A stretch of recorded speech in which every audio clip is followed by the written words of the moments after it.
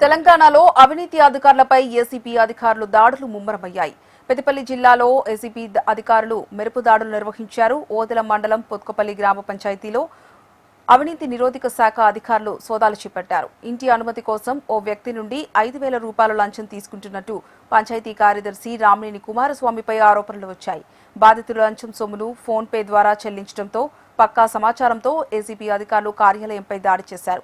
Karimnagar ACP DSP Vijay Kumar ఆధ్వర్యంలో సీఐలు తిరుపతి, పూర్లచందర్, ప్రేమ్ కుమార్లు ప్రస్తుతం రికార్డులను పరిశీలించారు. కార్యదర్శి కుమారస్వామిని అదుపులోకి తీసుకున్న అధికారులు విచారణ వేగవంతం చేశారు.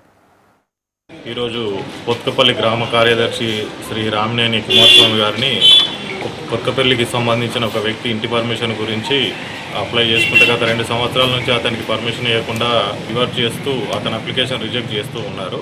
ఆయనే పొత్తుకపల్లి కార్యదర్శి కుమారస్వామి గారిని కలిస్తే తను 20,000 డిమాండ్ చేస్తే 15,000 క్యాష్ రూపంలో మరియు 5,000 రూపాయలు ఫోన్పే ద్వారా చెల్లించడం జరిగింది.